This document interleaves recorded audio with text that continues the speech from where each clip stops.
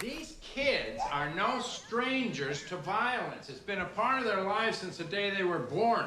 Look how they responded to Lewis when he threw those dealers off campus. And so by teaching them this Brazilian kung fu. Capoeira. Capoeira. Yes, thank you. We will be channeling their hyperactive, hormone-driven energies into something constructive. That's the idea. Okay, ready on go. Let's go.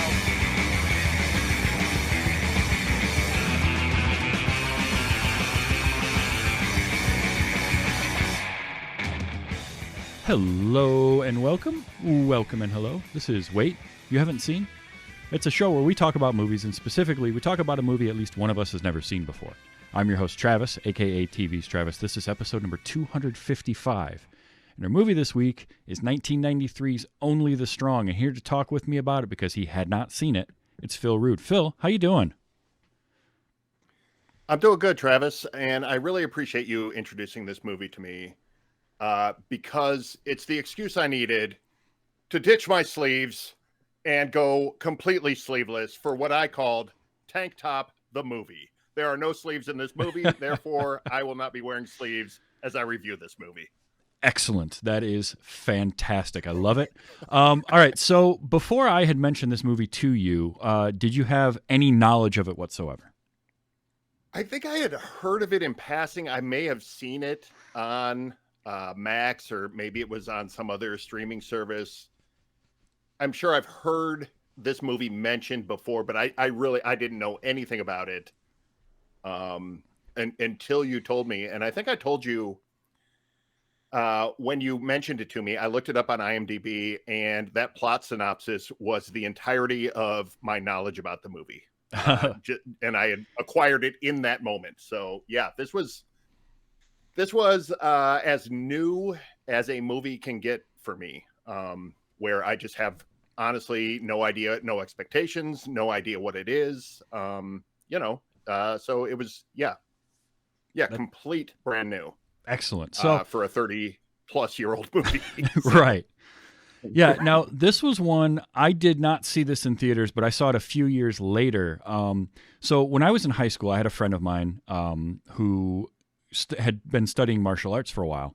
And he and another mutual friend of ours started training some of us, just in very basic stuff. We'd get together once a week. It was a great excuse for everybody to hang out, to work out a little bit, to kind of center ourselves. And we really went through a lot of teachings. And he became very interested in capoeira, which I had never heard of before. And he starts telling me about it. He's like, "Oh, you have to watch this movie.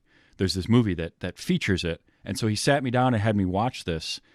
And it was the first movie that I can think of when I think of Mark Dacascos is this. And I watched it and I was like, that's really cool. And then we started training. I learned a very, very small amount of it. I couldn't do any flips or anything like that. I was never athletic enough for that. But we learned some very basics in the art, and I loved that. So like for me, this movie has kind of that nostalgic little bit there because it takes me back to then. It always reminds me of my friend Marco and all of that kind of stuff. So it's really great. And it was fun to get to share this with somebody because up until recently, I honestly thought Marco and I were like some of the only people that had ever heard of this movie. I have since learned that a few other people knew of it, but for the longest time, nobody I knew. If I mentioned Only the Strong, like, I don't know what that is. I've never heard of that because it kind of came and went. It didn't get the big following that I feel like this movie probably should have had. And certainly Mark Dacascos went on to have quite the career, but I feel like this should have catapulted him a little bit higher than maybe what he reached. But having a chance to sit down and watch this, it is streaming on Max right now, which was another thing. It wasn't available for a long time in a lot of places. So it was really cool to see it streaming on a major service. What did you think overall as just a movie-going experience of this movie? I will tell you that I had a good time with this movie, but I will also asterisk that and say a lot of it was my wife and I were kind of MST3King this movie. Mm-hmm. There's a little bit of this movie lacked a little bit in terms of like character development. I looked up the writer director of this movie, and he did a lot of Van Damme stuff, and that did not surprise me at all, because like Van Damme movies of this time period, before his bigger blockbuster stuff like Universal Soldier, you know, all his stuff like Bloodsport and things like that were just sort of like, okay, here's this vehicle for this kickboxer. So everything in the plot is just to get him from one fight to the next as fast as possible. And I think the thing that kind of pulled me out in this movie when that happened was like, oh, this is supposed to be like a bigger thematic story where we're supposed to care about all these characters. It's supposed to be like, this is the most 90s movies ever, because it's combining all the martial arts movies of this time period with all the inspirational teacher movies of this period. Yes. But the inspirational teacher movies, it doesn't go as deep as like Stand and Deliver or Dead Poets Society or Dangerous Minds, all these things that were coming out in this time period. It's just sort of surface level. And that really did disappoint me. But I still had fun with it because the fighting style is so unique. Yeah. The fight choreography is great. The fight cinematography, like, they move the camera. They get in there. Oh, yeah. And it really impressed me that this is a movie that, like, shows it's a real, like, low budget movie. You can kind of tell. I almost expected to see, like, a Canon logo at the start of this movie. Yeah, I could see that. But for having no budget, it's like, oh, dude, these fight scenes, like the chop shop fight scene, really impressed me. It was like they're all over. They're following him through that camera. They're following his leg over the top, kicking a guy one time. It's really, really. That's where this movie like exceeds its budget, I think, and really did kind of impress me. And shortcomings aside, I had a good time watching this. We had, you know, it's like a perfect length for what this movie is. Yep. And I had never seen this kind of I've seen like Brazilian jiu-jitsu, but I'd never seen this form of like South American martial arts before. Yeah, which I do want to get into that a little bit more, but you mentioned writer-director, so Sheldon Lettich, who wrote... That's it, yeah. Co-wrote and directed this. He had written Bloodsport, and he directed Lionheart, Double Impact, The Order, which are all Van Damme movies. All those Van Damme vehicles. Yeah. Yep, they had worked together quite a bit. I was in high school. I was prime age for those movies when they were coming out. You know, it's just perfect. Yep. He also wrote Rambo 3 with Sheldon. Oh, okay. And I've seen a couple of interviews with him talking about this particular movie and sort of that era that he was making movies in. And I also saw with the other co-writer, Luis Esteban, who is in the movie. I think it's Luis Esteban. He's one of the Brazilian gang members. He's the one that like throws the basketball at him, that has the big time mullet. Oh, okay. Yeah. That's one of the co-writers of this. And one of the things was they chose Capoeira for it because the guy who was producing it, like the main producer for the film, was European, and it was kind of well known in Europe. At least it was more known there than it was here as far as a martial art. And it's such a visually interesting and cinematic style that it translates really well into film. Because this is really the first. There had been Capoeira in some movies prior to this, like some people using it or whatever, but it was never showcased like it was here. Like it's right. Start to finish. Now I'm going to agree with you in that I can understand why you guys were doing kind of an MST3K to this movie, because it's flawed. It's not perfect by any stretch. Right. When you watch it, like I can see all of that. It's tropey as all hell. I like the comparison to like the it's like a surface level of Dangerous Minds and Dead Poet Society, right? Yeah. It's the teacher that wants to help, but then they also had to like balance that with, well, but we also have to have our badass martial arts scenes and our fights and all of this. Right. and we've only got an hour and a half, so we can only go so deep on these. So it does have that it has that desire to do that, but it doesn't go far enough in that direction. But at the end of the day, what it is it's just interesting to watch and it's fun. And I think that it helps that Mark Dacascos is so charismatic as your lead. Yeah, I didn't know this guy. He looked kind of familiar, and I looked up some of his stuff. He's recently in Blue-Eyed Samurai on Netflix. I don't know if you've seen that. Amy Frost recommended that to me. I'm so glad she did, because that show rules. But he's one of the Four Fangs. He's a voice in that, and I looked through his filmography. I'm like, oh, I know this thing. I know Warrior. I know some other things he's done. Super interesting career for that guy. And to look back and go, oh, this was his first real outing in a movie. And it kind of doesn't show. He's not bad in this movie for being like, sometimes you see somebody's first movie and they're not quite there yet. They have the charisma. They're still raw. They don't have that. Well, they don't have that Yes. presence yet, right? Like, because I mean, early Van Damme stuff got away with the same type of thing where it was purely charisma on screen and physicality, but the acting chops weren't there yet. But I think Mark has some acting chops, and he got better as he went along too. A lot of people that, if you watched Food Network ever, you probably recognize him as the chairman from Iron Chef America. Oh, okay. No, I didn't recognize him from that, but now that you say that, it's like, oh, okay. I can kind of see him in that seat. Yeah. Yeah, which was a thing. Like, he got cast as that, and that was a big one for him just because of exposure. But he had done. So here was the thing with this movie: is this movie got made. And one of the interviews I read or I listened to with Sheldon Lettich, the director, said that Mark had a agent at the time that had booked him on a movie right after Only the Strong.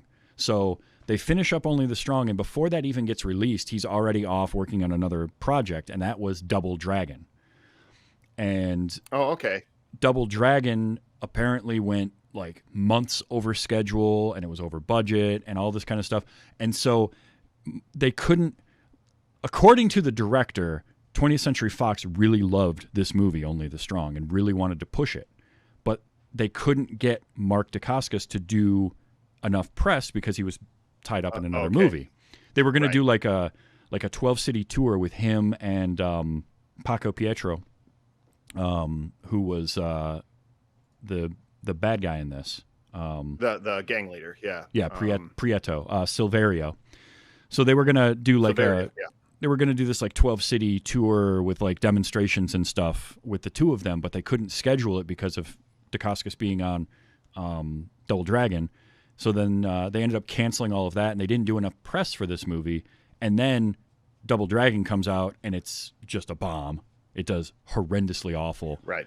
And it hurt this movie quite a bit because they were still in post-production on this, and so it didn't take off. Like, this movie was made for about $6 million. So you're right in that low budget. Like, it was very low budget, even for its time. But it only made like 3.5. Like, it just did not do much. Funny. It's funny when you talk about the budget of this movie because like you could see like, oh, this is shot like on location in Miami. This is very clearly Miami. And I really appreciate that it looks like Miami. They didn't go to downtown Miami. They didn't go to Hollywood, Miami. They were in a neighborhood of Miami. Yeah. And all the actors look like, oh, this is who you would see in Miami. These aren't ambiguous brown people that they're like, oh, these will stand in for Cubans or whatever. Like, it really is like Caribbean people and Asians and just a huge mix. So like, Miami's such a diverse city, and they actually like show that like on the ground here. But at a certain point, they go on like a camping trip, their field trip, their camping trip. And Christy and I sat there. For those of you who don't know, we live on the Gulf Coast of Florida. We sat there and tried to deduce where that was shot at. And we looked up, And it's like Miami is the only filming location listed, and it's like, oh yeah, this is low budget. They probably didn't get permits. They went to some forest preserve somewhere. We're like, all right, this is on the Gulf Coast. You can tell by the size of the waves. It's probably not in the Keys, but it could be in one of the upper, up the coast near the Panhandle. The Keys up there. We're just sitting here trying to piece this together because we're like, once they left Miami, they didn't get permits to do anything else. No. They were just guerrilla filming all the way on stuff like that. That's why they're out in the middle of nowhere. Yep. And I love that aspect of it. I love it. It's like an indie filmmaking kind of thing that you see now. You know what I mean? Yeah. And it's also like it's of that era where sort of these mid to low budget action movies didn't all exist on like sound stages. They'd film them outside, right. And they would do a lot of. They also didn't rely on. Obviously, they didn't rely on CG, but the special effects that they're doing, they're kind of in line with the budget, right? Like there's one explosion and there's a little bit of fire, so it was stuff that they could do pretty easily contained.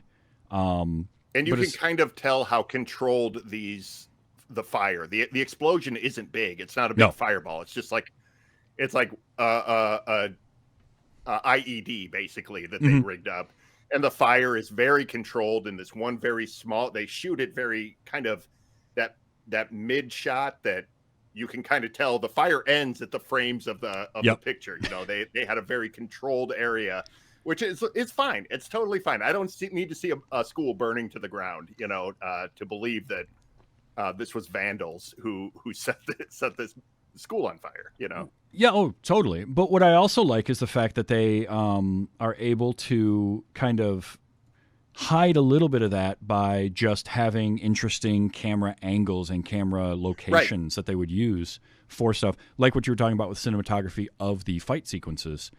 It makes it look better than what the budget would make you think. And that comes down to cinematographers that know what they're doing and a director who, knows his action. And having done a couple of action movies before that and sort of having the idea of what he wants really helps. So yeah, I enjoyed that. And I love the locations. I like they get that old firehouse that he's using as like firehouse. Yeah. He's living there as well as teaching the kids there. Right. And like the fire engine is still in it. I loved that. I was like, yeah, why didn't you take the fire engine to the school? You could have fixed it all right there. You had a fire truck. You didn't use it. But no, it is that is a super cool set. And you also kind of get the sense in talking about the budget again that like, oh, that's just a place that let them film there. Mm-hmm. They just kind of lucked into this firehouse kind of thing. And it totally works. It's got, aside from like the Ghostbusters vibe, it is actually just a really cool setup. And just sort of like if you're doing that 80s, 90s cop thing where they all live in lofts or on trailers on the beach or in these interesting places, like this guy lives in an abandoned firehouse. That's pretty cool, Yeah. And story-wise, there's a lot of kind of park your brain at the door moments. There's a lot of leaps in logic, which I'm fine. Like, I love the character of the school principal, Cochran. He is a character actor that you don't know at all, but because you saw him in literally everything for like 15 years. He would just pop up in shows and movies. Yes. Just it didn't matter what it was, he was in it somehow. His name's Todd Sussman, but he's great in this because he's just so ridiculous. Like at first he's skeptical, and then it's the greatest thing ever, and he's gonna just whatever you need, I'll throw it at you. And then one little thing happens, and he's back to get this guy out of here. You should be arrested. And then by the end of the movie, he's back in his good graces. Like that's totally the 80s, 90s movie character that just flip flops back and forth as the authority figure. But I liked it. I loved just the silliness of that. You're right in that there's no like real character arcs for anybody. The closest we get is probably the kid Donovan. Well, Donovan and Orlando. Orlando, Orlando played by Richard Coca. And I've seen that guy in a bunch of stuff before too. Yeah, same thing. There's a lot of character actors in this. Jeffrey Lewis is Kerrigan. by the way. I love Jeffrey Lewis. He's the teacher. He's just there was something about him. I don't know what it was that I always like seeing whenever he pops up in something, and him just being like the old teacher that had taught Lewis when he was in school there, but he's kind of at the end of his rope, and he's all but given up, but yet he's still there trying. He's like, it's a lost cause. Right. These kids aren't going to learn anything, but he's still up there trying to teach them. I enjoyed that.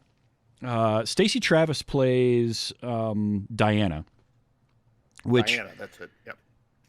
That was kind of, there was a few of those plot threads that they wanted to start and then they just kind of gave up on by the third act. The love interest, it bothered me so much. As soon as they show her in the crowd, my wife goes, "Oh, there's a love interest." Like we called it. Yeah. And then she goes away, and then after he gets beat up, she's just there at his place, and he goes, "Why were you waiting outside the firehouse for me?" And there's just like no explanation. They're just together from there, and it's just that's what I'm talking about. Where like I think my biggest problems with this, I think the script kind of sucks. Like there's a story there, but in making me care about these plot threads, about these characters, about what's going on, you just didn't give me any substance to anything. I think these actors, a lot of them, especially at the time, starting their careers, like we were talking about, were doing a really good job with what they had.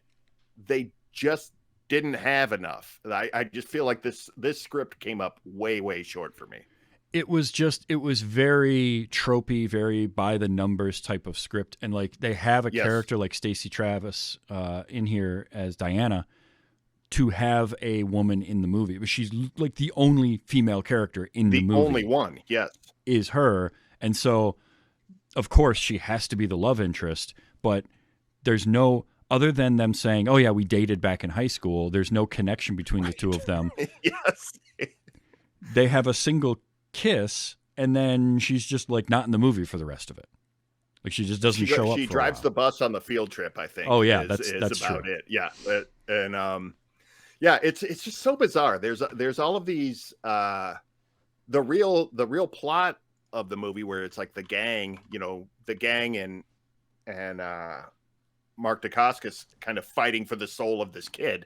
That really only doesn't even come up till like halfway through. Everything else is sort of brought up and dropped in that meantime. Yeah. And then it becomes like, oh, this is what the movie's really about.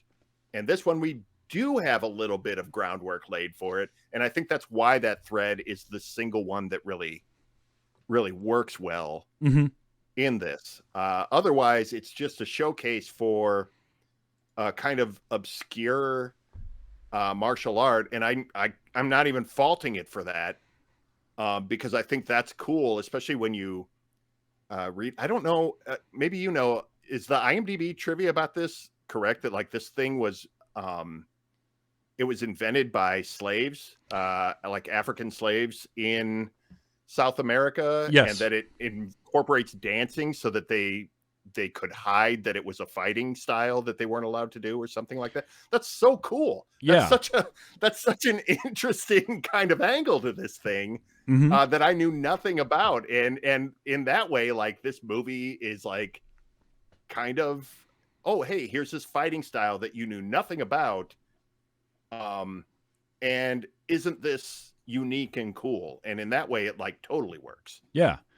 So similar to how like karate was, and it kind of created in Okinawa as a way for the peasants there to be able to fight back without using weapons because weapons weren't allowed.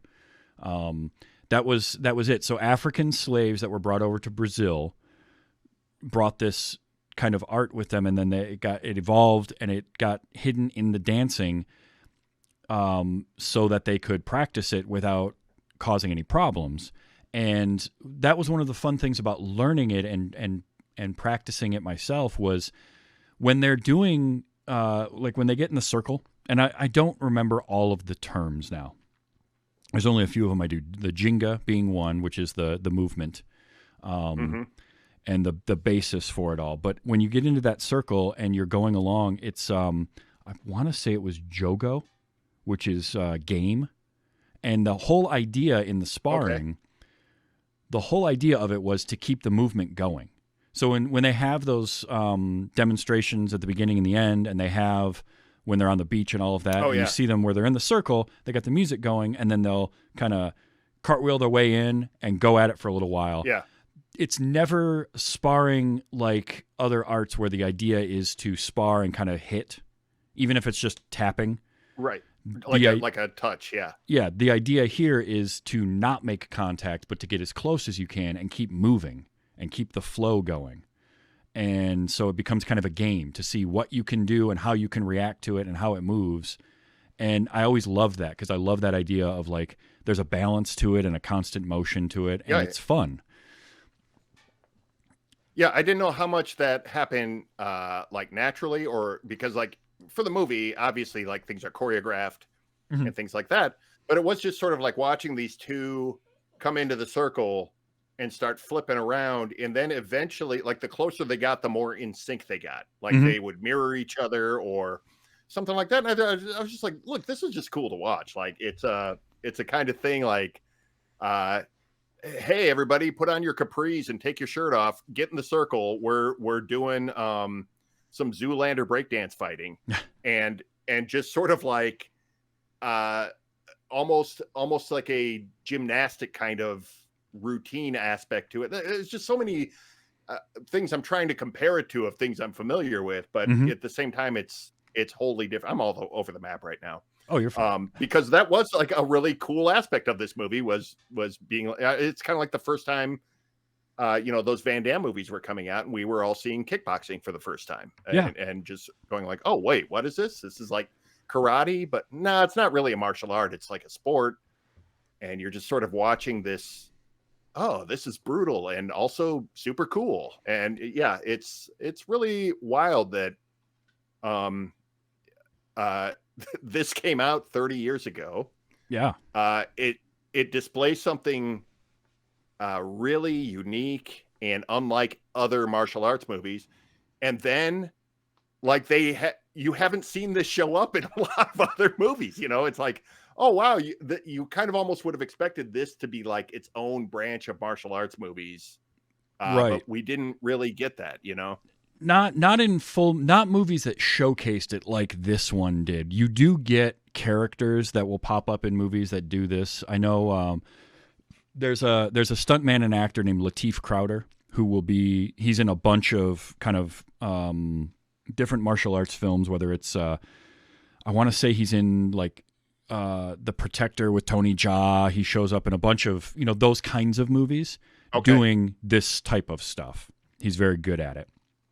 He's probably the most recognizable face. You've seen him in something, even if you didn't know it. He's got kind of like long dreads and is usually the guy doing this. I know there was somebody in, I want to say... is he in The Raid? Is he one of the dudes in The Raid? He might be. I know, like, again, movies prior to this, I think Faye in the chat mentions Bloodsport had a capoeira person in it. And I think... Mortal Kombat might have as well, or somebody that was practicing it, but you would always just get glimpses of it. It would be like one person doing it or a couple of moves that would be from capoeira. Right. And as a martial art, it is both artistic and very visual, but it also can be very effective because it's a lot of the spinning creates a lot of force. So, yeah. I mean, like anything, obviously, in a movie, you're going to do something that looks good. You want it to be visually appealing. And like a real fight doesn't last that long, right? A real fight's a couple of hits and guys go down. I mean, if you watch any mixed martial arts fighting, it's a lot of dancing around before the few hits that happen. But something like this, because it's such a fluid and kind of just beautiful art to watch, especially the people that are really good, like that opening scene in this, and then the final one demonstration in the gymnasium, I could just watch that forever. It's just so much fun to watch guys and men and women that can do this, because it's just so fluid and it's so beautiful to watch. But I'll tell you what, if you don't get out of the way and you catch one of those spinning back roundhouse kicks, that'll hurt because you are putting some force into that. And I did see there was I don't remember what YouTube channel it is, but they'll bring people in to like that are experts in a specific field and have them kind of talk about scenes in movies and television that are in their field. They'll have like a safe cracker. Oh yeah. I've seen those. And they had a guy who is actually in this movie doing that for Capoeira. He is right at the beginning and the end. He's the guy with kind of shorter dreads, kind of like chin length dreadlocks. Oh yeah. Okay. Yeah. And it took me a minute to realize it was the same guy when I was watching the YouTube video, because he's shaved bald now. When he got to Only the Strong, he's like, yeah, this was about 30 years ago when I still had hair. But he talked about exactly that. He's like, one of the reasons, he said, this one is probably my favorite of the movies that have involved it, not because I was in it, but because it showcased it, because it was from beginning to end about that art instead of just a person doing it. So that I thought was really cool. But yeah, it's one of those it's just so much fun to watch. And I don't believe so. Mark Dacascos was kind of born into martial arts. Like both his parents studied, and I think even had forms that were sort of their own. And and he'd been doing it forever. By this point, he was 29, I think, when he made this, 28, 29. So he had been training for quite a while already. But Capoeira, I believe, was fairly new to him when he started this movie. So for him to look as good as he did doing it is pretty impressive. Sure. I'm sure it helps to have like a grounding in something like that. But yeah, that's interesting. He's like 29 because there are high school students in this movie that look older than he does. Yeah. I think he's supposed to be playing like somewhere in his mid-20s. He's been away in the army for a few years and has come back. It's like Welcome Back, Kotter with kicking. But it's but yeah, he does look super young. He's pretty baby-faced in this movie.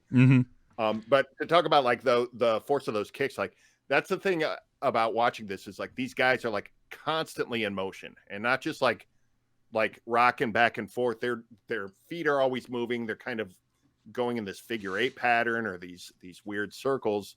So like they always have this momentum going whenever they do like move to strike you. It's got like 100 steps behind it by the time they put it in motion. Yep. It's really I keep saying it. It's just super interesting to watch. Yeah, because and I like this movie showcases. I just wish the movie had been good enough to kind of make a bigger splash and make people sort of notice this movie a little bit more and notice this martial art a little bit more. Yeah, and honestly, I think had it been marketed heavier, had they been able to do some of the marketing they wanted to do, and maybe 20th Century Fox got behind it a little bit more, I think this could have been. I'm not going to say it would be, just a huge blockbuster, but it could have been like that, in that same vein as some of those Van Damme films and like Stallone stuff in the 90s, where like Mark Dacascos he kind of went on to do mostly direct-to-video, smaller stuff throughout the 90s, because he did this. He did, this was his kind of big sort of breakout. Double Dragon was the next year. He did The Redemption, which was Kickboxer 5, which wasn't very good. But he went on to work with director Christoph Gans, who did he did a movie with him called Crying Freeman that's supposed to be very, very good. As well as he went on to do Brotherhood of the Wolf. That was another one that he was in 2001. I have not seen that, but I have heard of that. Yeah. Oh, all right. Make myself a note to get you back on for Brotherhood of the Wolf. Put it on the list. Yeah. that is I love that movie because it mixes in kind of your martial arts films with a horror element to it, but it's also a period piece. It's really interesting. Okay. But yeah, like Dacascos did a lot of stuff like that, but he Drive was another one that was his, and like a lot of these sort of direct-to-video action movies. But he Brotherhood of the Wolf, and then he was able to do Cradle to the Grave with Jet Li and DMX. He was the Jet villain. Li, yeah, Yeah, he was I remember that movie. The villain in that. That was during the Jet Li comes to America craze, Yep. correct? Like where, like Romeo Must Die, and was he the Replacement Killers? He did that last Lethal Weapon movie. He was all over the place for a couple of years. Replacement Killers, I think, was Chow Yun-Fat. No, that was Chow Yun-Fat. Never mind. No, he did because he did Romeo Must Die, and DMX was in that for like 2 minutes, and then a couple years later they do Cradle to the Grave, and that one had Mark Dacascos in it. He also was in the short-lived The Crow Stairway to Heaven series. Mark Dacascos played. Oh, I did read that. Yes. Yeah, he played Eric Draven, the Brandon Lee character. Yeah. So, which was at least I've watched the pilot, which is effectively just the movie being retold in the show. And I liked him in there. I really just like him as a presence on screen. He's somebody that I've always enjoyed. And then you see him, like, he popped up in John Wick Chapter 3 a couple of years ago. I saw that on there, yeah. And he's so much fun in that. If you haven't seen that, watch it, because he is... I haven't seen any John Wicks past the first one. That's big blind spots for me, too. It's a good one. What I love about him, I had Sean White, Cyrenix, on the show. We talked about all the John Wicks. And we loved in 3 Mark Dacascos because he plays this character of Zero who's basically like a John Wick fanboy, but also contracted to kill him. So he's interesting. Yeah, he's like this almost giddy fanboy because he gets to fight John Wick. Like it's his proving thing. And I also, the other thing is Mark Dacascos, every interview I've ever seen with him, he just seems like the nicest, most positive person. Like I can't ever find anything that makes him seem, he doesn't have like a kind of a diva attitude. And you could get that when you star in a bunch of movies, even if they're low budget, there could be ego involved in that. And it just feels like he doesn't have that big ego. Yeah, and that's always nice. Nice to see when somebody is, not acting like it's a chore to be interviewed and to have someone pay attention to their work. Yeah. I want to take us off track for just 1 second and go back to when you mentioned DMX in that Jet Li movie. Go for it. And just talk about how great it was at that moment that Jet Li was all over the place, that there was like this weird not weird. It was like an appropriate crossover with, like, it seemed like with the hip hop world. It was all over the soundtracks. Rappers were showing up in these movies. And I feel like that is like the long overdue sort of aspect of like the 70s when black audiences like really embraced kung fu movies and were a big part of why they got exported to America so much. And I feel like for a long time that didn't get acknowledged. And there's a documentary called like Flying Fists and Kung Fu Kicks or something like that. And it documents martial arts, the history of martial arts cinema in Japan, in China, and then about how it came to the United States and how it was like heavily embraced by black moviegoers, and that they were such a huge part of making that a success, but often didn't really get credit for making it the success in America that it was. No, they don't. And it's unfortunate because you look at something like Barry Gordy's The Last Dragon. That should have, and it's a cult classic, right? But like that should have been a launching point for more of that kind of thing. And we do have some of that, right? Like Billy Blanks and his movies. Sure. And whatnot. I'm not trying to shrug off that there are a lot of like black martial artists and that is a big part of the culture. But I feel like specifically when they started putting rappers in martial arts movies and stuff like that, and just sort of like hip hop is on the soundtrack, and they're just going like, yes, this has always been a big part of it. The Luke Cage Netflix series, he was like referencing kung fu movies left and right, and just like, well, I mean, going deep cut on that stuff. Yeah, the Wu-Tang Clan, sure. like their whole thing, the Wu-Tang Clan Yeah. loved those movies. That's where all that came from. And I agree with you. Like there had been sort of a subculture of it in the movies, but it never got mainstream until sort of you started seeing that kind of stuff happening with Jet Li and all that. That's when really hit, where it was like big movies that were hitting the box office that you would see in small towns. You know, it wasn't just the like second run kind of, we only show martial arts movies theaters that you could get in New York City or Chicago or something. It was, these were nationwide releases with DMX. These were at the multiplex. Yep. Yeah. And I loved that because the music in those movies is always great. And having all that stuff on the soundtrack. And this movie had some amazing mixes of kind of the traditional Brazilian music and the early 90s hip hop of the era. And I loved the mixing of those two. The thing that I predicted that I still wish they had done was the final fight when they all come out. You know, they have the "Oh Captain, My Captain" moment where they all show up in white. I expected, instead of them chanting, they would have brought out a boombox and had Donovan's mix on there. And I'm like, that would have been the perfect, like, full circle moment here. You know, it was Chekhov's mixtape, you know, it would have been. But it was still like, it was cool to, we did this chant all the time. But I really did expect that because, you know, Donovan was that. Again, it was the trope of the teacher trying to do right, but one got away from them, you know, and we saw it in Dangerous Minds. We see it in Dead Poets Society. And it's so signposted in this too. Like as soon as they go into the building, 100%. Yes. and like you see him go into the room to get Kerrigan, and they're bringing him out, and it's like, oh, he's gonna go back in for that instrument, isn't he? And then you show the instrument. It's like, oh yeah, no. Well, it's been nice knowing you, Donovan. And he's the tropey. Exactly. He's the trope of the first student to crack, to show. And it's always, I love when a movie does this where they have like, these are the 12 worst students in the school, and they show up and you're like, these are the worst students you have? This isn't a bad school at all.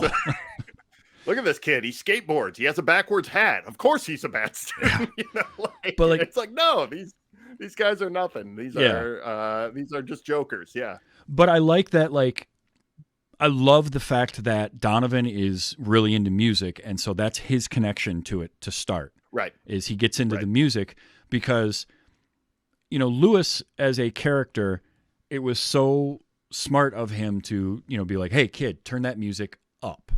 Because everyone's always telling him to shut his music off, to turn it down. So he's immediately made that connection there. And then when Donovan shows up the next morning and he's like, yeah, I took your song, you know, and I ran it through, and of course, technobabble. I ran it through a MIDI setup. Like, well, it's a cassette tape, so not really, because you're not separating tracks out from that. But okay, that's fine. We'll just pretend he knows how. From your Maxell cassette tape. Yeah. Right. But for Donovan to be the one that like makes that first connection, and he takes it and he modernizes the music so it fits for them a little bit more. So now there's the avenue to get the kids in there. And then Shay being the first kid to like, you know, really start training was cool. Because he's the kid that Dacascos stood up for, that Lewis stands up for when he beats the crap out of the... He doesn't want to deal drugs, and his brother's kicking his ass. And who I think his brother is supposed to also be a student, but I'm not sure. But he definitely is a 30-year-old. So 30 at least. I'm thinking he's my age now. Yeah, that's like he's in his late 40s. It's Jeffrey Anderson Gunter played Philippe, the Jamaican gang leader. And I don't know exactly how old he is, but he was definitely not high school age at the time this movie came out. No.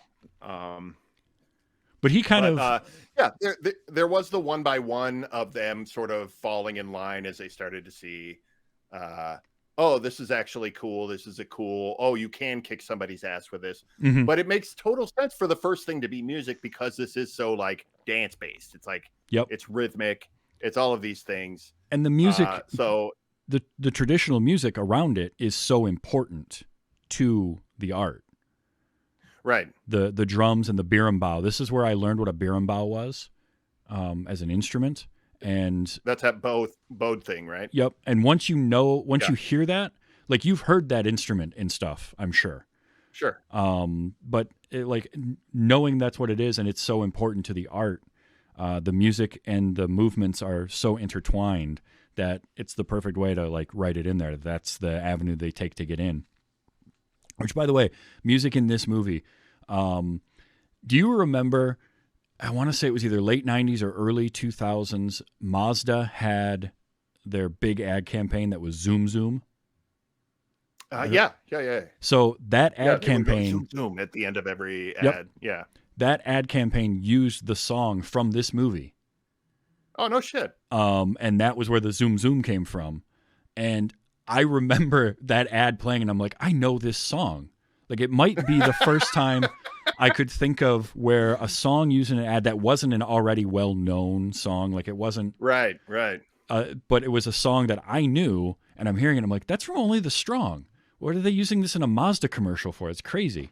But like, then Now it they do took that all the off. time. Well, they'll find like an indie song or something like Yep. that is there, but not everybody knows it. But yeah, that's a deep cut. Remember that Mazda commercial? Yeah.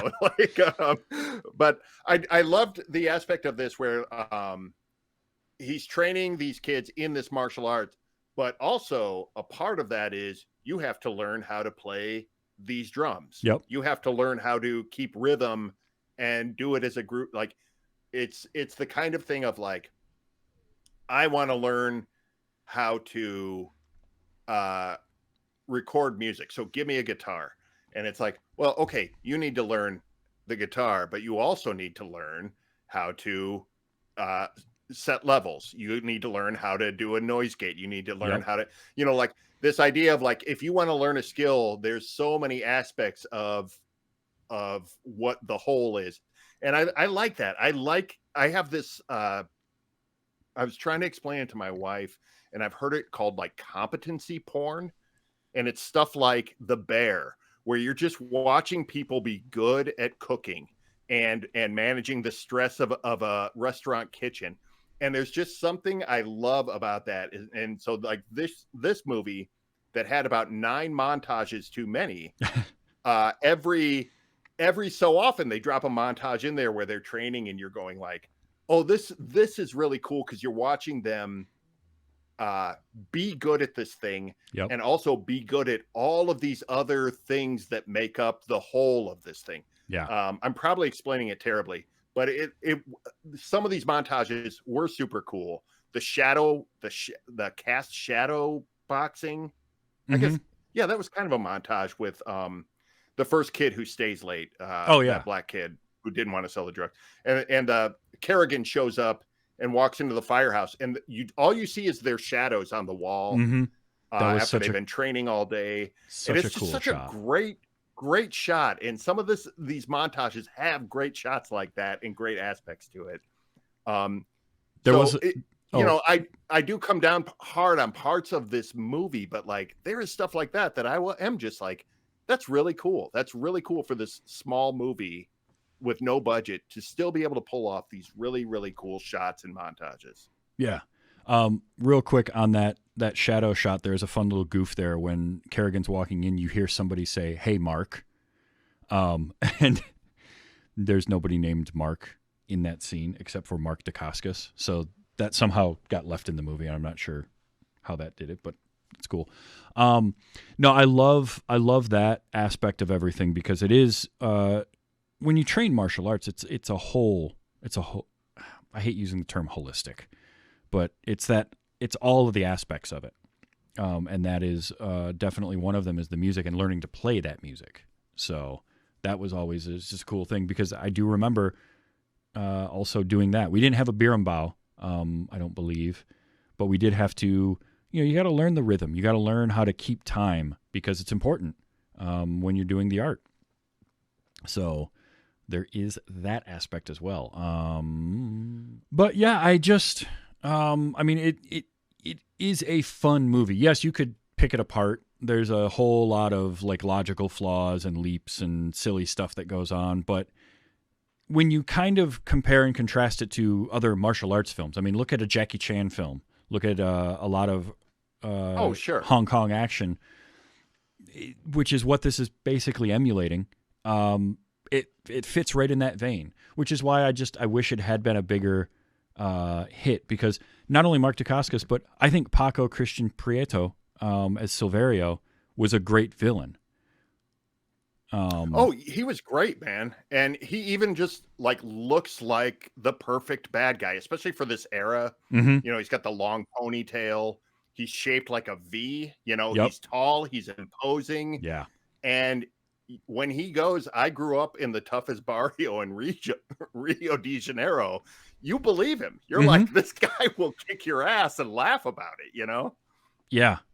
He also reminded me of he was born in Mexico City, but he looks to me like a Mexican version of Adrian Paul with that ponytail and just sort of maybe he's got a little bit of that build to him and the height, because he is that's the thing that works so well for him here too, is that height and that sneer that he's got, right? He's got that look that just like he just doesn't care about you at all.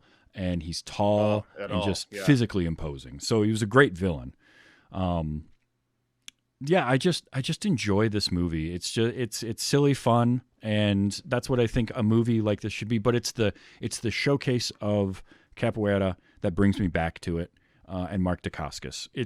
And we didn't even talk too much about the fight in the chop shop. You mentioned it earlier, but that whole scene is just amazing from start to finish. When he shows up and he's like, hey, can you tell me where I can find a hot Mercedes? And then just starts kicking the crap out of people. And like when he kicks the guy, there's a guy holding a car door that's been taken off, and he kicks him through the window. I laughed harder than I've ever laughed before because it's so ridiculous and also like super cool. Yeah. It's a great move, and he just like throws a guy over a car. Mm-hmm. The guy who's like in a welding mask, he's got like an acetylene torch, who is Frank Dukes. Yeah, if the credits are to be believed. No, it was him from Bloodsport. The Bloodsport is about. Yeah. Yeah. In fact, and that's just sort of an interesting like henchman to have, like almost like, okay, we can't have mutants in this movie. But what if there is a giant guy in a welding mask with an acetylene torch? And it's like, yeah, this works. So, yeah, he was credited as stunts and the fight choreographer for this film as well. But apparently, so he had worked with Sheldon Lettich on Bloodsport. You know, they wrote Bloodsport for sure, and all that kind of stuff. And they had some kind of a falling out. And apparently on this movie, like, Lettich had said that he didn't love the fight choreography that Frank came up with for it. And I even saw in an interview with the other writer, Luis Esteban, who said that like Frank, he was, because as normally a writer doesn't spend a lot of time on set in a movie, unless it's a writer director. Like if you wrote a script and somebody bought the script and they're making it, they don't typically have the writer around very much. Or if you're Stanley Kubrick and you're still figuring out how it's going to end while you're shooting it, you know, also that true. kind of thing. But yeah. But he said that like this was a movie he got to be around, and obviously he was in it. But he said that for all his time on set, he only had like 2 conversations with Frank Dukes, and he was in choreography, and he barely talked to Frank Dukes, and like I guess Frank just wasn't all that useful on the movie and ended up getting fired from it or something. I don't know. But yeah, for him to be the guy with the welding acetylene torch fighting Mark Dacascos is pretty great. Frank Dukes, isn't he like reputed to be kind of difficult and his maybe not the most credible guy? There's a lot of questions about him. Yeah. A lot of questions of how legitimate some of his claims can be.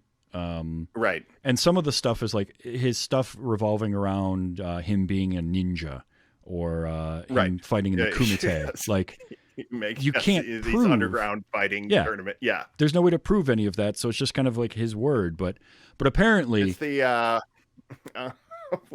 what was the what was the dating show guy's name? Chuck Barris. Yeah. The Confessions of a Dangerous Man. You know, it's like you can't prove that I wasn't a CIA assassin. Right, exactly. same kind of thing. Yeah. But I guess like Sheldon Lettich and him fell out in part because I want to say they were both in the Marine Corps, and maybe that some of his claims from the Marine Corps rubbed Lettich the wrong way eventually, or something. I don't remember exactly what it was, and they don't really like to talk about it, which I understand, and it's not really for us to talk about. But yeah, Frank Dukes is he's an incredible presence, and he definitely knows some martial arts. There's no question about that. But yeah, some of his stories are a little suspicious, we'll say.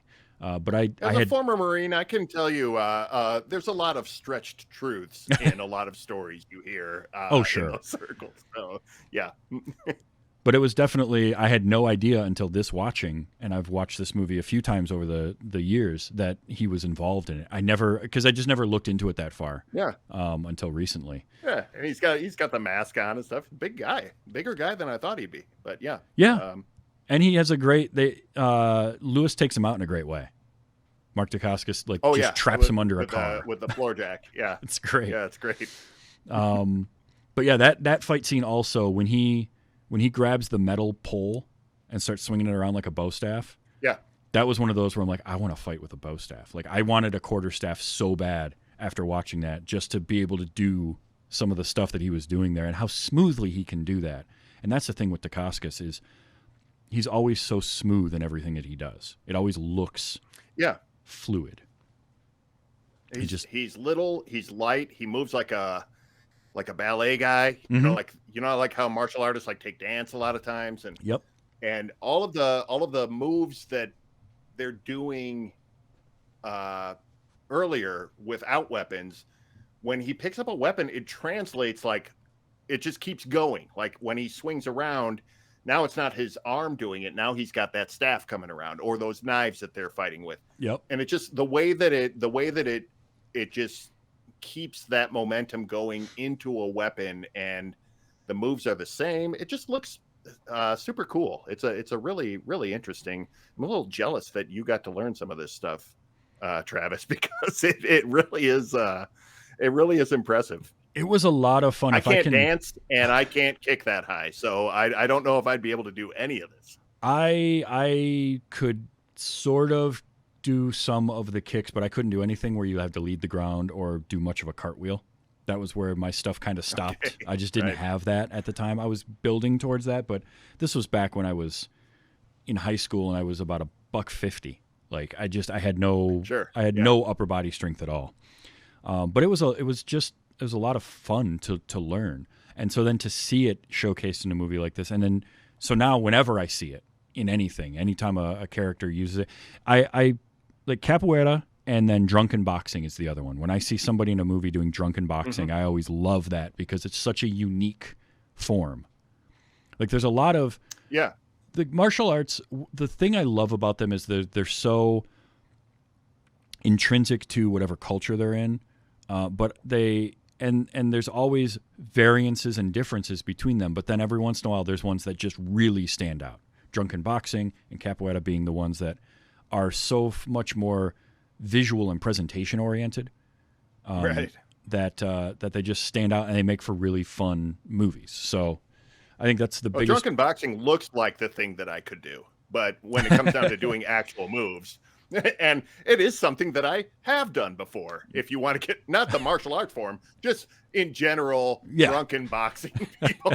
But yeah, I always remember The Matrix when they're downloading all the martial arts styles into him, and Drunken Boxing shows up on the screen. I'm like, wait, is that a thing, or are they just teaching them how to do like bar fighting? So then you're like, oh, then like the Jackie Chan movie came to America, the Drunken Master, and you're like, oh, this is like the movie's goofy, but like what they're talking about and what the form is like, oh, this is really actually super interesting. Yeah, pretty cool. And really difficult too. Like I'm sure. Yeah, the just strength and flexibility it takes to do some of that stuff is insane.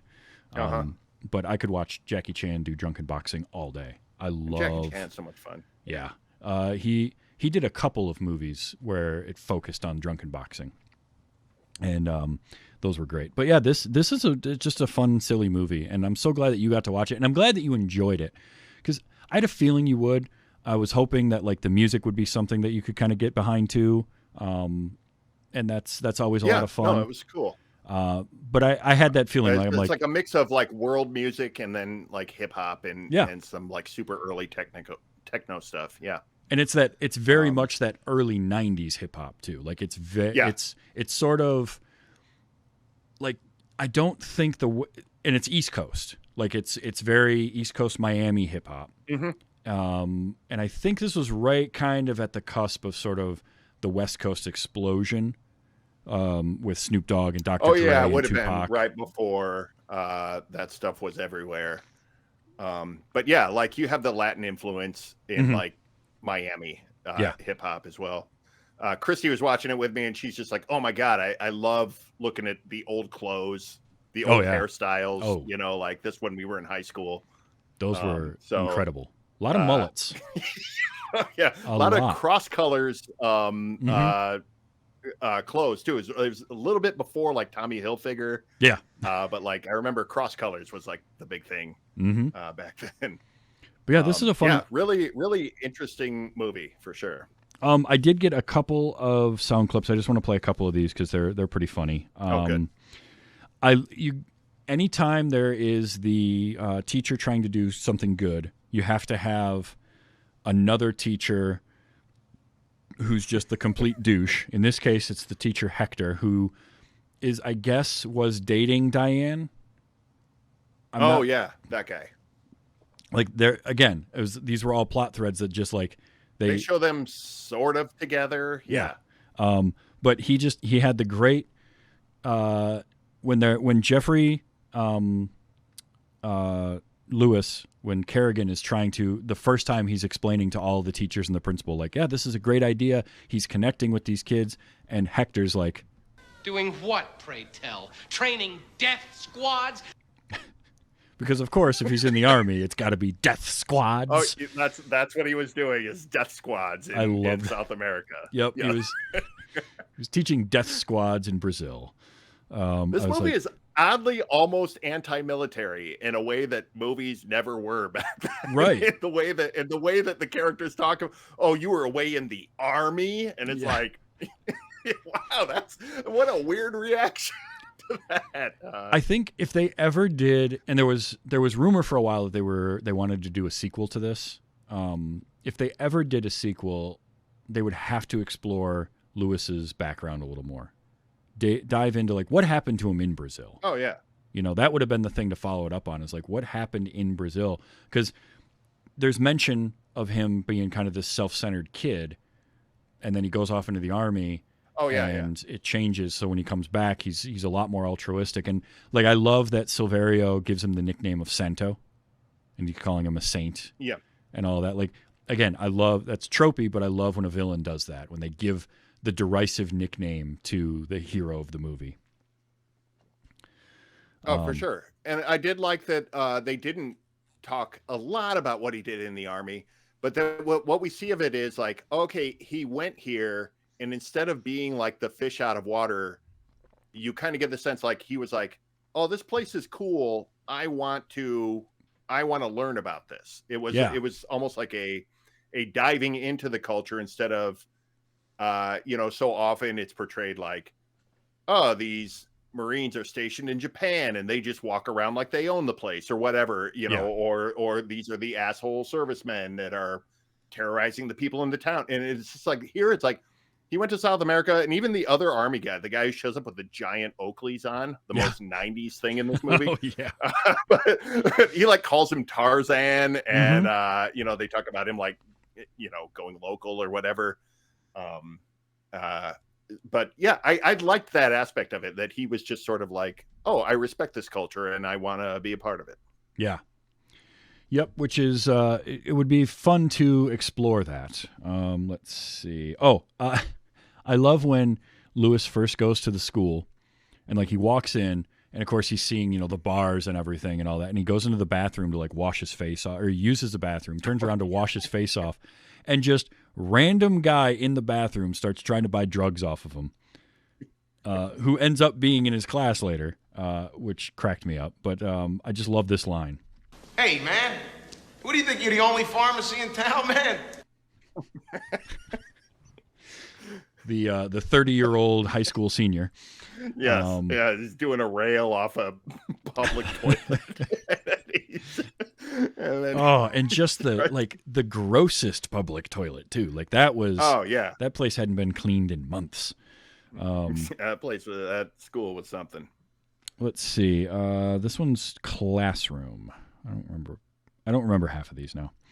How about I naturally select to walk out of this boring ass classroom? Oh, that was the one. Again, tropey, and that was a rapper. 30-year-old high school student. Yeah, that was. Was it? Yeah, that was a rapper. What is his name? Because he's credited as student rapper. It's Mellow Man Ace, is who it was.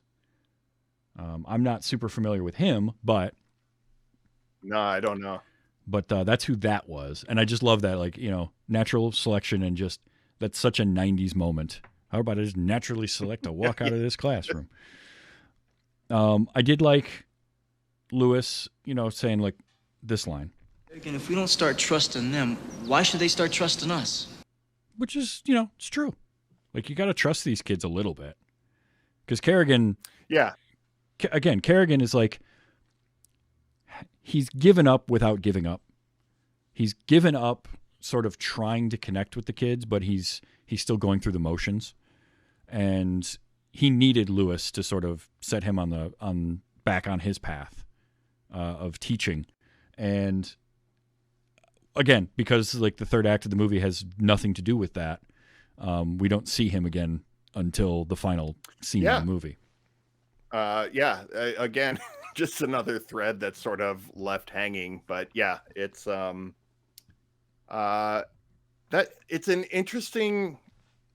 I don't even know if we can call it an arc, but I think that actor, I can't remember his name. He plays it really well. He plays Kerrigan really well, where he's like super outraged, which is a little awkward because we don't have background with this guy. Mm-hmm. But then the way he sort of gets behind Lewis and sort of backs him up and sort of watches, he's sort of like almost like our window into watching these kids come along until the movie just drops him off somewhere and leaves him behind. Basically, after the whole scene where his classroom gets lit on fire and Silverio leaves him there to die, we just don't see him again. But it's Jeffrey Lewis that played him, who, again, great character actor, also father of Juliette Lewis. Oh, no kidding. Yeah. Let's see. Fool is the title of this one. Let's see what that is. I'm sticking my neck out for you. Do not make me look like a fool. It's going to be pretty near impossible. It's hard to hear that one, but I just like that. Don't make me look like a fool. Yeah, too late for that, sir. Let's see, this is this was right after he has the first fight with the Jamaican gang leader, Shay's brother, in the courtyard. And in the courtyard of the school, where Kerrigan notices all the students and everybody watching it, and then I just liked this line. You did something none of us professionals been able to do for the last 5 years. You got their attention. You got their attention. I thought he was going to say you managed to do something we haven't been able to. Kick some ass. It's cool. I love how he's all the kids are cheering on this fight that's going on, and then Kerrigan comes in and he's cheering right along with them. It's so good. It's the wildest thing. It's so good. I mean, the movie has some good lines later on. I didn't really capture anything else, but it's more about the action, I think, than anything. Although a lot of the lines were from Silverio, and it was unfortunately, because this movie didn't do great in the box office and it wasn't like a huge hit. It's on streaming, but it's not the greatest transfer. So it's a transfer from like an old DVD. Yeah. No, the sound mix on Max is awful. All the dialogue is super quiet, and then everything else is super loud. I had to watch with subtitles on. Yeah, which the is movie also pretty fun. Oh yeah, I'm sure.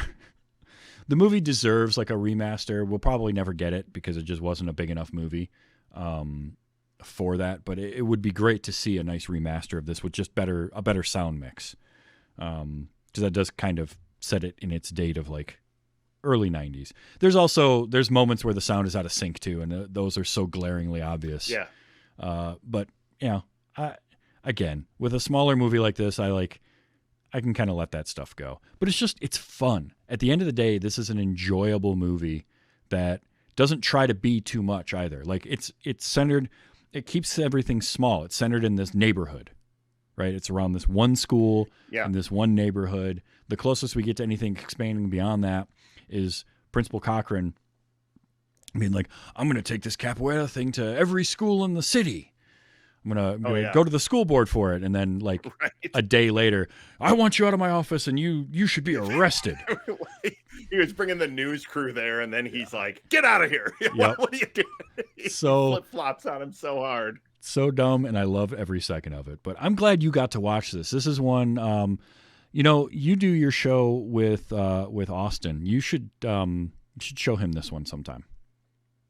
Yeah, I would like to show him some old martial arts stuff. I like the 70s stuff. I saw Enter the Dragon with my oldest son in the theater last year. Nice. And we had a great time watching that. But yeah, there's definitely some 80s, 90s era stuff in the vein of Van Damme. We can watch like Bloodsport or something like that. Or I'm a little more partial to like his bigger budget stuff like Universal Soldier and stuff like that I think is like legitimately had the budget to make a really solid movie around him. This is in that vein, and this would be I think that whole genre is kind of a blind spot for him, so it could be kind of fun to absolutely blindside him with something like this. It would be a good time. Because you can blindside him with stuff like this, or like some of the early John Woo stuff, right? Like, oh yeah, I would love to watch something like The Killer, like Hong Kong John Woo stuff. Yes, that is really great. Some of the lesser known or lesser known in America movies, right, that aren't Jackie Chan and Jet Li, which are great, and I'd love to have him see those too. Sure. But like some of these other ones, some of the Hard Target, right? John Woo Coming to America, The Killer would be a great one. Or was it didn't he do one, A Better Tomorrow? I think was also John Woo, something like that. Yeah. But this would be a fun before one. he got into like Mission Impossible movies and stuff like that. He had this little window of American movies that were pretty fun. Hard Target, Broken Arrow. A Broken Arrow is one that I think is sort of like, that's where he nailed the best of, like, he brings enough quality into it to make it super entertaining, and it's still cheesy enough to be a John Woo movie. It's not full camp of Face Off, and it's not. I know a lot of people like Hard Target. I've never locked in with that movie. I don't know why. Wilford Brimley, the Cajun accent is just too much. But Broken Arrow is that one that falls like right in the middle for me of like the American John Woo stuff. And I could totally bring that to him and just go, let's just have fun with this. Don't fucking think about anything. Just go with what this movie is serving you, and you will have a good time with that. Absolutely. Oh, very cool. Well, speaking of that show, let people know about the show you do with Austin. Austin and I do a show called The Picture Show with Austin and Phil Rood. We review movies, and we are currently on hiatus, but every once in a while we will throw a random episode. We'll talk about something, or just our random thoughts. I reviewed all the Friday the 13th movies in just single mic, 10 to 20 minute episodes last fall. So I'm going to veer off right here and tell you that Austin has a brand new show. It is about Doctor Who. He is a giant Doctor Who fan, and he is reviewing episodes about it. It is called Who is on First. The first episode just dropped last Friday, and it's on Spotify. He's getting it on more podcast outlets. Excellent. But it is out there. Go check that out. His first is a roundtable with a bunch of fans and people he's met through fan communities. And they're just talking about what's great about Doctor Who. So if you are a Whovian or a fan of Austin, I want to use my shout out time to tell you to go check out his new show. Episodes are dropping Fridays, I believe. Excellent. Yeah, I saw he was doing a Doctor Who podcast, and I love that.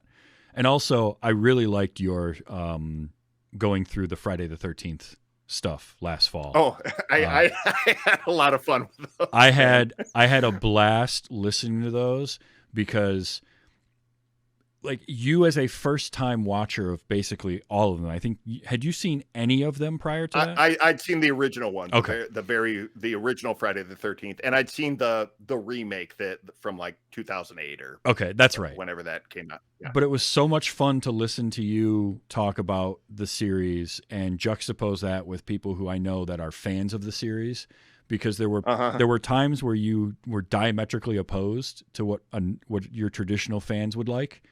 But then there were but a lot of your points made a lot of sense, and it was a really cool little thing to do those short bite-sized pieces of, like, here's Phil talking about yet another one, and you slowly slipping into insanity. I had a blast making those, and despite I really shit talked a couple of those movies, but I did have fun watching all of them because they are all ridiculous on some level. Mm-hmm. There's a handful of them that are legitimately really fun, good movies. And the rest, even the bad ones, are pretty fun. So it was a really cool series to do, and to just kind of go, hey, I know everybody sees these as a kid. I'm a 48-year-old man, and I'm going to watch a lot of these movies for the first time, and you're going to get a 48-year-old man's reaction to them. And, that's great. Man, I had a blast for that series. Yeah, I'm glad you did too. That's great. So the picture show with Austin and Phil Rood, and then Austin's podcast, Who's on First. Check those out. Those are great. Who is on First? Yeah, please check them out. And you can see everything else I'm up to at philroodart.com. Definitely check that out. And you had your Kickstarter stuff going on recently for that anthology? Yeah. Kai Media and Apollo City Comics put together the Shadow Anthology. And I have a story in that. Our Kickstarter just wrapped up last week. We made over 3 times our goal. Awesome. We got a great number of backers. So there's like 30 creators on there. I have a 6-page story called Shepherd. It's a Western horror, monster hunters in the Old West kind of thing. Nice. And my buddy Derek Glasscock and I are working on more of those. So there are going to be more Shepherd comics coming out in the not distant future. I have a blog on my site, so you can subscribe to that, and I will give updates as I have them. Excellent. And that site one more time? philroodart.com. Yes, check that out. Phil, thank you so much for being here. Always a pleasure to have you on. Sure. I appreciate you being on my emergency standby list as well. I can't. Oh, I like being on that list. This is a lot of fun. I love coming on here and talking to you, Travis. Well, I love having you on, and as always, it was my pleasure. Thank you so much. Now, I record this show live Sunday nights, 8 p.m. Eastern time at twitch.tv/TV's Travis. Yes, even when there's a big football game going on, I'm still here recording. And then you can check it out as a podcast on Wednesdays, anywhere you get your podcasts, including YouTube. So if you go to youtube.com/@TV's Travis, or go to tvstravis.com, you can find all my links there to this show, other shows that I do. I've got merchandise on there if you want some, if you want my logo on something. And also the Patreon for this show, you can find on that site or at patreon.com/WYHS. You can do for as little as $1 per episode if you are so inclined. And I appreciate everybody who does that and everybody who listens. Just listening to the show, I appreciate you so, so much. Now, next week, I have, I believe Don is coming back. Diddy. Yes. Don is coming back. Diddy. He hasn't been on the show for a while, but he has not seen Aquaman. And with the newer Aquaman that just came out, and he wanted to watch that, I said, well, let's do that, because I enjoyed that movie. So 2019's Aquaman is what we're watching for next week's episode.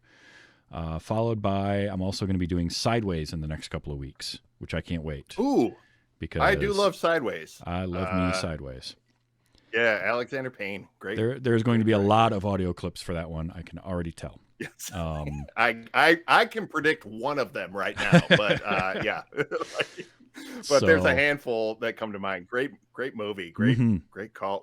Way to go introducing that to somebody. Somebody deserves to have that movie introduced to them. Yes, they do. That is going to be Bobby Frankenberger is going to watch that one. So that's what's coming up over the next couple of weeks on this show as we move through into spring. So until next week, and until I watch Aquaman, which I'm going to have fun with that because it's just a silly movie. Phil, yeah. Oh yeah, Phil. Thank you so much for being here, and for everyone else that's listening, just remember, enjoy your movies, and let's be excellent to each other. All right, there's been weight you haven't seen.